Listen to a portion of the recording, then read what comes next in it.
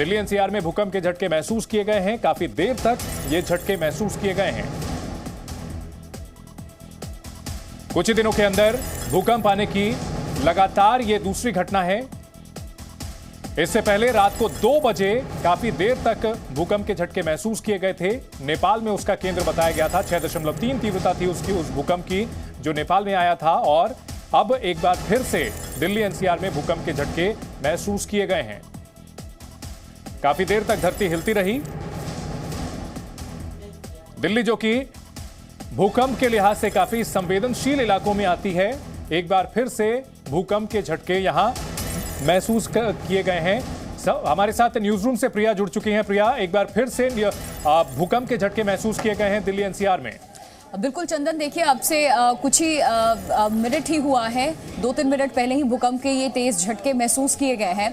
और देखिए पिछली बार भी जो आया था वो झटका इतना तेज था कि उसको हम सभी ने महसूस किया था, लेकिन कई सारे लोग, क्योंकि वो 2 बजे के आसपास रात में आया था, तो लोगों ने महसूस नहीं किया उस चीज़ को। रात का वक्त था। लेकिन अभी इस वक्त, चूंकि मैं भी दफ्तर में मौजूद हूँ, आप भी यहाँ पर हैं, और न्यूज़ रूम, जैसे ही मैं इस वक्त न्यूज़ रूम की तरफ बढ़ी तो भूकंप के उस झटके को मैंने भी महसूस किया है।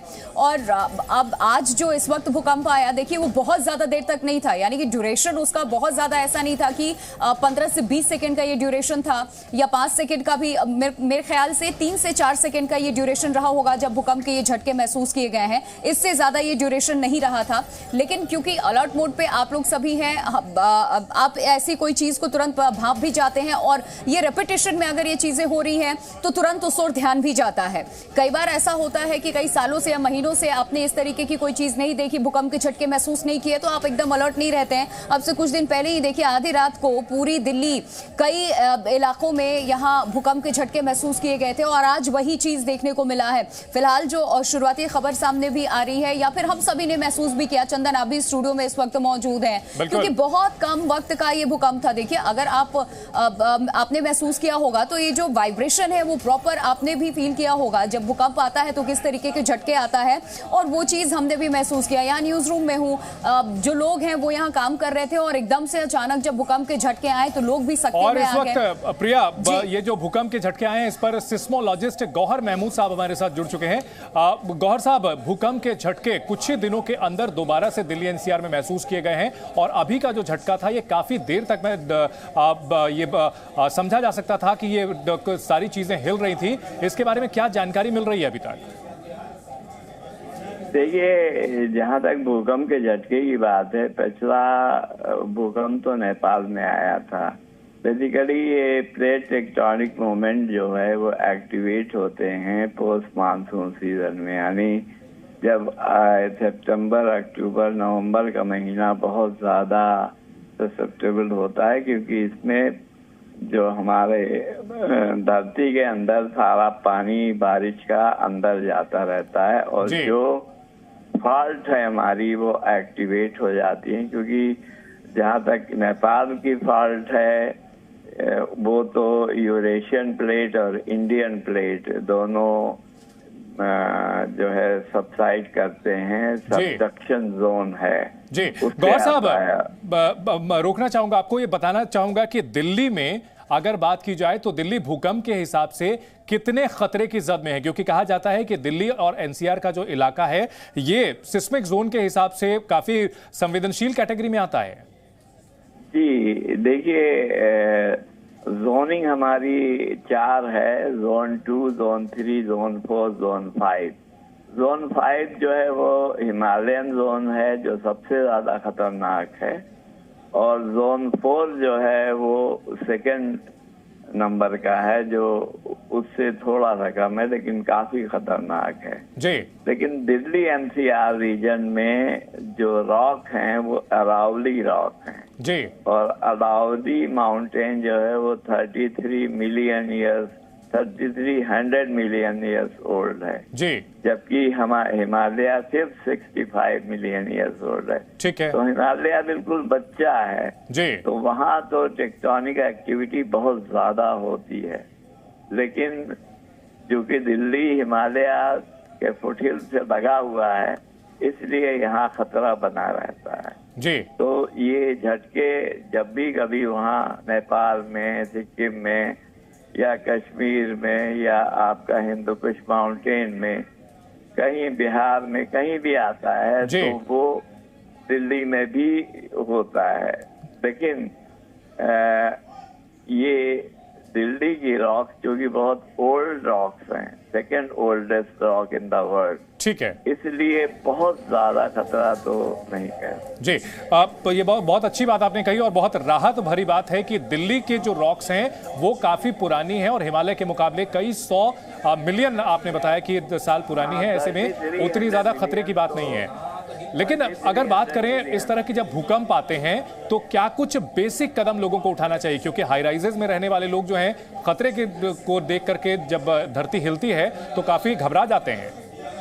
देखिए, जितने भी हाई राइजिंग बिल्डिंग में हैं उनका रिफ्लेक्शन ज्यादा होता है और वो ज्यादा झटके महसूस करते हैं, जो कि गौर साहब बीच में अपडेट करना चाहेंगे, अभी भी आफ्टर शॉक महसूस किए जा रहे हैं?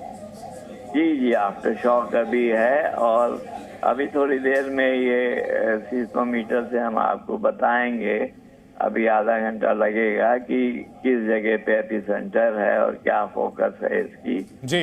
लेकिन फिलहाल तो अभी झटके, जैसा कि आपने बताया आपसे थोड़ी देर पहले कि अक्टूबर नवंबर के दौरान इस तरह की घटनाएं होती हैं, कुदरत में बारिश होती है, वो अंदर जाती है और टेक्टोनिक प्लेट्स, काफी आपने जो ये तकनीकी बातें बताई हैं, कितना डरना चाहिए और क्या करना चाहिए, अगर आप बता सकें हमारे दर्शकों को। देखिए, डरने की बात तो ये है कि ये नेचुरल कैलेमिटीज है, इस पे किसी का कोई अधिकार नहीं है, ये नेचर से आता है। तो लेकिन दिल्ली वासियों को ये एक राहत की बात है कि ये सेकेंड ओल्डेस्ट रॉक्स हैं वर्ल्ड में, यानी 3300, अर्थ की लाइफ 4500 मिलियन ईयर्स है और दिल्ली की रॉक 3300 मिलियन ईयर्स ओल्ड है। ये तो राहत वाली बात हो गई। ये तो राहत वाली बात है। और जब झटके आए या इस तरह के वाइब्रेशन उनको महसूस हो और वो नीचे नहीं जा सकते, कोई 10 स्टोरी पे, कोई 12 स्टोरी रह रहा है, तो वो सेंटर ऑफ द बिल्डिंग में चले जाएं। जो बिल्डिंग का बेस सेंटर है वहाँ चले जाएं। सेंटर जोन जो उनका जैसे मकान है उसके सेंटर में जो दीवार है या कॉलम है वहाँ चले जाएं और वहाँ से हटे नहीं। ठीक है, तो वो सबसे ज्यादा राहत की बात होती है। कॉर्नर पे जाने पे झटका हो। गौर साहब, अगर बात करें दिल्ली एनसीआर की तो यहाँ हाई राइजेस की संख्या काफी ज्यादा है, तो सरकार की तरफ से या फिर जो भी एजेंसियां होती हैं, जो भी संबंधित विभाग होता है, भूकंप रोधी इमारतें बनाई जाती हैं, इसको लेकर के क्या गाइडलाइन होती है? देखिए, इसके लिए जो बेसिक गाइडलाइंस होती है, अर्थक्वेक रेसिस्टेंस बिल्डिंग, इसको पूरा कोड आ गया है। अब उसमें क्या होता है कि जैसे मान लीजिए कि आपके जो बार्स हैं, स्टील बार, सरिया जिसे कहते हैं, तो सरिया जैसे पहले एक कॉलम में 6 पड़ती थी तो वो 8 हो जाना चाहिए, यानी 25% आप बढ़ा दीजिए। ठीक है। और रिंग्स जैसे पहले जो है वो 6, यानी ये बिल्डर्स के लिए कंपलसरी होता है, मैंडेटरी होता है कि वो भूकंप रोधी इमारतें ही बनाएं। जी बिल्कुल। और जो रिंग्स हैं वो 6-6 इंच पे होती थी, वो 4-4 इंच पे कर दें, तो इससे काफी कम रोधी इमारत। गौर साहब, आप हमारे साथ बने रहे हैं। हमारी सहयोगी पूजा मक्कड़ भी हमारे साथ जुड़ चुकी हैं। पूजा, कुछ ही दिनों में दोबारा दिल्ली एनसीआर दहल गया है भूकंप के झटकों से और काफी देर तक, इस बार रात 2 बजे नहीं बल्कि रात शाम को 8 बजे आए हैं भूकंप के झटके। बिल्कुल, देखिए तकरीबन 54 सेकंड तक भूकंप के झटके आते रहे और इतनी तेज थे कि जो लोग भी यहाँ बैठे थे, आप जहाँ से एंकरिंग कर रहे हैं, सब तरफ ये महसूस हुआ। और हम ये भी बता दें कि जो शुरुआती जानकारी आ रही है चंदन, उसके मुताबिक इसका मैग्नीट्यूड 5.4 रहा होगा, लेकिन अभी जो ऑफिशियल सोर्स है, जो भारत का सोर्स है, नेशनल सेंटर फॉर सिस्मोलॉजी, उसने ये अपडेट नहीं दिया। हालांकि 5.4 मैग्नीट्यूड होने की कुछ अलग अलग अनवेरिफाइड सोर्सेज से खबर आ रही है। एक चीज हम जरूर दिखाना चाहेंगे कि ये जो वेबसाइट है जो भारत के भूकंप की जानकारी देती है, वो ये बता रही है कि अब से 3 घंटे पहले ऋषिकेश एपिसेंटर रहा था और एक 3.4 मैग्नीट्यूड का भूकंप आ चुका है दोपहर के वक्त 16:25 यानी 4:25 पर एक झटका आया था। और अभी जो झटका आया, जाहिर है उसकी इंटेंसिटी ये बता रही है है कि उसका मैग्नीट्यूड काफी ज्यादा रहा है। हम भी उम्मीद कर रहे हैं कि भारत का जो मौसम विज्ञान है वो जल्दी ही इसको अपडेट करे और हमें बताए, लेकिन जो अनवेरिफाइड सोर्सेज हैं वो ये बता रहे हैं कि 5.4 मैग्नीट्यूड है इस बार, और इसीलिए आप समझ सकते हैं कि जो भूकंप के झटके हैं वो लोग जहां भी बैठे थे या खड़े थे उसको महसूस कर रहे हैं। 54 सेकंड तक भूकंप के झटके, काफी देर हो गई, देर तक इसे कहा जा सकता है, क्योंकि सामान्य तौर पर जो भूकंप के झटके होते हैं 10 से 12 सेकंड तक के होते हैं। नीरज गौड़ भी हमारे सहयोगी हमारे साथ जुड़ चुके हैं। नीरज, कहां पर आप हैं और भूकंप के झटके आपने भी महसूस किए होंगे, क्या अपडेट? जी बिल्कुल चंदन, मैं आपको बताऊं कि दिल्ली में मैं मौजूद हूं, जो कि दिल्ली गेट का इलाका है, और यहाँ पर भी तमाम जो लोग हैं उनसे हमारी बात हुई है। उनका कहना है कि उन्होंने भी जो भूकंप के झटके हैं वो महसूस किए हैं। और मैं आपको बताऊं कि नोएडा में और हिमाचल, उत्तराखंड में ये ठीक है, आपको रोकना चाहेंगे नीरज, पूजा के पास कोई इन्फॉर्मेशन है? पूजा, बिल्कुल, देखिए अभी जो ऑफिशियल अपडेट आया है वो वही बता रहा है कि अर्थक्वेक ऑफ मैग्नीट्यूड 5.4 12 नवंबर को 1957 पर आया है, और इसका एक बार फिर से एपिसेंटर नेपाल है, और डेप्थ जो है वो 10 किलोमीटर जमीन से नीचे है। जो बात हम फिर से एक बार लोगों को समझाना चाहेंगे कि जब जमीन से कम ऊंचाई पर अगर भूकंप का एपिसेंटर होता है तो झटके ज्यादा तेजी से महसूस होते हैं, और यहां आप देखिए कि 10 किलोमीटर नीचे जमीन के भूकंप के झटके आए हैं, यानी जो टेक्टोनिक प्लेट्स का मूवमेंट था वो धरती पर जहां हम खड़े हैं वहां से 10 किलोमीटर नीचे की सतह पर हुआ होगा। एपिसेंटर नेपाल है, मैग्नीट्यूड 5.4 है। तो चंदन, ये खबर ये भी बता रही है कि जिस तरह के झटके महसूस हुए हैं इसके बाद लोगों को एक आध और आफ्टर शॉक्स के लिए तैयार रहना चाहिए, और इस बात को मान के चलना चाहिए कि 5.4 के मैग्नीट्यूड पर जब भूकंप आता है और दिल्ली एनसीआर तक उसमें हिल रहा है तो बहुत मुमकिन है कि कुछ देर बाद एक आध दो छोटे झटके और आएंगे। ठीक है पूजा, आप हमारे साथ बने रहे हैं, नीरज भी हमारे साथ बने हुए हैं, गौहर साहब हमारे साथ लगातार बने हुए हैं, सिस्मोलॉजिस्ट हैं। गौहर साहब, अगर आप यह डिकोड कर सके हमारे दर्शकों के लिए, 5.4 मैग्नीट्यूड, नेपाल में इसका एपिसेंटर, और ऋषिकेश भी बताया जा रहा है इसकी जद में। देखिए, जो ऋषिकेश का अर्थक्वेक है, सबसे पहला जो झटका आता है वो पी वेव्स का होता है, प्राइमरी वेव्स का होता है जी। उसके बाद आफ्टर शॉक होता है सेकेंडरी वेव्स का। तो जो सेकेंडरी वेव्स है उसकी वेलोसिटी बहुत कम होती है प्राइमरी वेव से। जो पहला झटका होगा वो सबसे तेज होगा। ठीक है, 54 सेकंड का जो झटका है गौहर साहब, इसे कितना खतरनाक माना जाए? जिन इलाकों में एपिसेंटर रहा होगा वहां कितनी तबाही हो सकती है? देखिए, जो ये प्लेट टेक्टोनिक मूवमेंट होता है इसमें फॉल्ट जनरेट होती है। तो फॉल्ट जो है 10 किलोमीटर नीचे, यानी फोकस 10 किलोमीटर नीचे है और एपिसेंटर उसके ऊपर है जी। तो ये फॉल्ट जो है वो उसने जो मैग्नीट्यूड जनरेट किया है वो 5.4 का जी।